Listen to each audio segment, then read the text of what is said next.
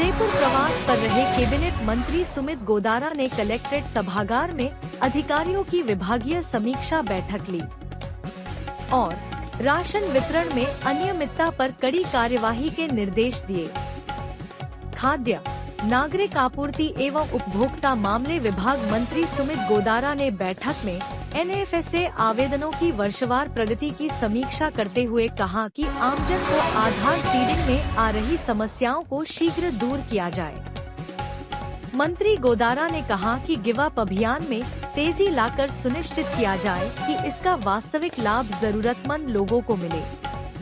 इसके बाद मंत्री ने मीडिया से प्रेस वार्ता कर मुख्यमंत्री की तारीफ करते हुए कहा कि अब कोई पेपर लीक नहीं होता है। वहीं 12 के अंत में मुख्यमंत्री के नेतृत्व में जीतने की बात कही।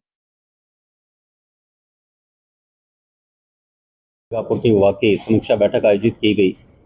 पिछले 5 महीने से लगातार प्रदेश के विभिन्न जिलों में जाकर हमारे विभाग की समीक्षा बैठक आयोजित की जा रही है और विशेष उद्देश्य ये कि जो खाद्य सुरक्षा में, जैसे आपको ज्ञात है कि भारत सरकार के द्वारा राजस्थान में राष्ट्रीय खाद्य सुरक्षा अधिनियम धारा 9/2013 के तहत हर स्टेट की मैक्सिमम कैपिंग है कि उससे ज़्यादा लोगों को जोड़ नहीं सकता खाद्य सुरक्षा में। राजस्थान की 4,46,61,960 लाभार्थियों को हम जोड़ सकते हैं।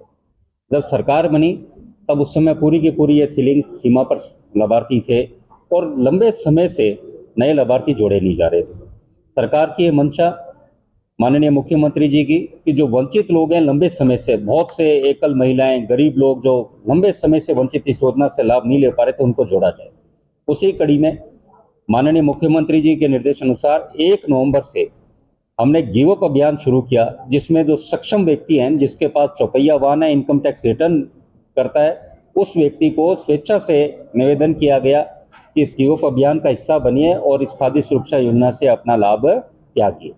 और मुझे बताते हुए आपको हर्ष है कि आज दिनांक तक 38,17,565 लाभार्थियों द्वारा स्वेच्छा से खाद्य सुरक्षा योजना से अपना लाभ त्याग दिया गया, जिसमें उदयपुर में 1,29,622 लाभार्थियों द्वारा गिव अप किया गया है, जो कि 7.97% जो कुल लाभार्थी है यहाँ पे 16,27,253, उसका 7.97% है। और राजस्थान में 41 जिलों में गिव अप में उदयपुर 27वें नंबर पर है।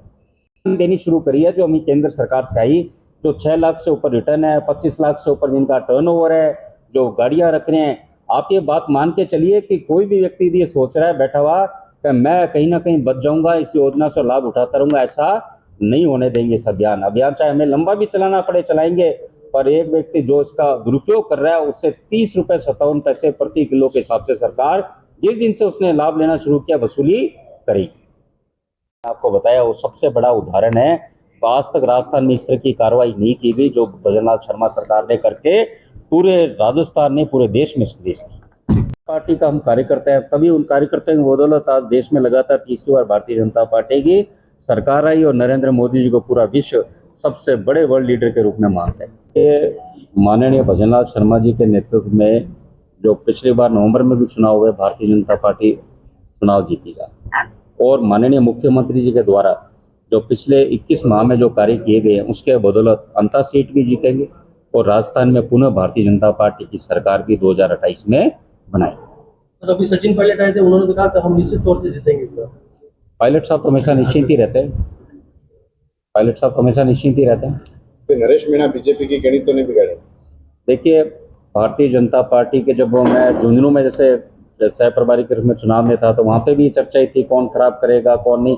पर देखिए, आम आदमी समझ चुका है, भारत का नागरिक बड़ा जागरूक है, वो समझ चुका है कि देश प्रधानमंत्री नरेंद्र मोदी जी के शासन में जिस तरह आज हम आपके क्षेत्र में 2 दिन के प्रवास में सड़कों का जाल देखा, जिस तरह बदलाव हुआ आम आदमी देख रहे हैं, उसे कितनी सुविधाएं मिल रही है, देश आगे बढ़ रहा है, उसे गर्व की अनुभूति हो रही है। और जिस तरह माननीय भजनलाल शर्मा जी का शासन में आप 21 माह में देखिए युवाओं में कितना उत्साह है। पेपर लीक, एक भी पेपर लीक राजस्थान में नहीं हुआ।